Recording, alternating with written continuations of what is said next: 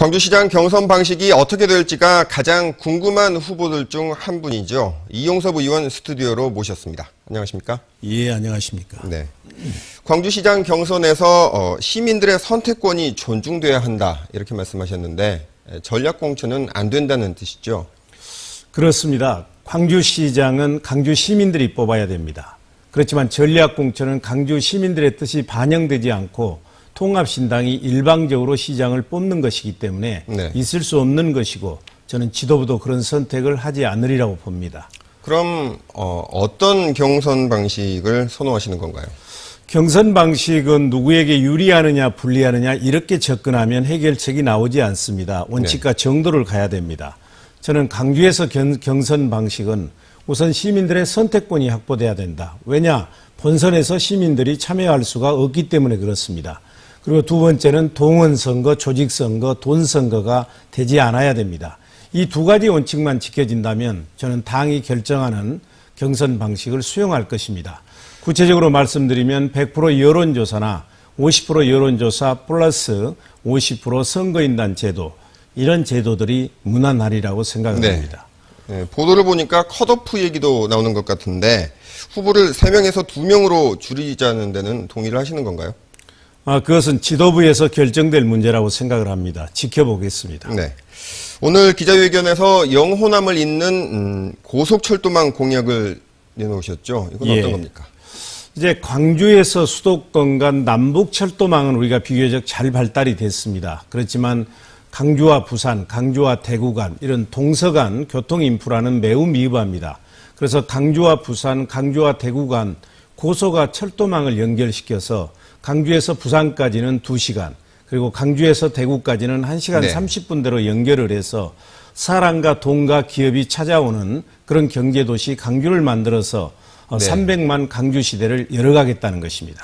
경제성이 좀 의심이 되는데 아무래도 서울과 호남을 잇는 호남 KTX보다는 경제성이 떨어질 것으로 보이는데 이건 어떻게 해결하실 겁니까? 이것은 이제 시비는 들어가지 않습니다. 정부가 전체 금액을 조달하는 것이고요.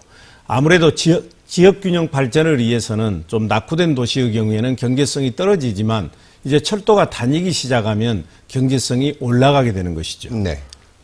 철도 얘기가 나와서 말인데 KTX 광주역 진입 문제에 있어서 유보적인 입장이시죠? 지금도 그렇습니까? 광주역 KTX 진입 문제는 벌써 수년째 논란이 되어 온 문제입니다. 그런데 그동안 결론을 내지 않고 있다가 선거를 눈앞에 두고 이 문제를 선거 쟁점화하는 것은 저희가 매우 의심스럽습니다.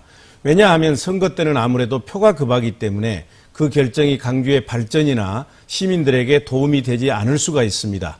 배가 산으로 갈 수 있다는 얘기죠. 네. 그리고 또 하나 중요한 것은 광주역을 이용하는 시민들의 불편을 제거하는 것도 매우 중요하지만 광주역 부근의 낙후된 도심을 어떻게 개발할 것이냐, 이게 매우 중요합니다. 그래서 저는 7월 1일 날 새 시장이 되면 광주역 이용 시민들의 교통 편의를 획기적으로 제고하면서 구도심을 활성화할 수 있는 종합적인 대책을 바로 발표할 것입니다. 아직도 입장은 좀 유보적인 것 같은데 혹시 광주역이 북구에 있고 의원님 지역구는 광산구고 그래서 북구 지역 표를 의식해서 말씀을 못 하시는 건 아닙니까? 북구 지역의 표를 의식한다면 일방적으로 북구 주민들에게만 유리한 대책을 발표할 수도 있죠. 그렇지만 제가 시장이 되려고 하는 것은 광주 전체를 균형 있게 발전시키려고 하는 것이기 때문에 그렇게 표만을 의식해서 얘기하는 것은 적절하지 않다고 봅니다. 네. 저번에 출마 선언 때 아름다운 경선 하겠다고 말씀하셨는데 지금 상대 측 후보에서는 이게 아름다운 경선이냐, 네거티브 선거전을 하고 있다 이렇게 얘기를 하고 있습니다. 글쎄요, 저는 왜 그런 얘기가 나오는지 이해가 되지를 않습니다. 지난 2월 5일 제가 출마 선언한 이후에 저는 어느 후보에 대해서도 비방이나 음해를 한 적이 없습니다. 심지어는 12사람이 기소된 관건 선거에 대해서도 저만 유일하게 성명서 하나도 발표를 안 했습니다.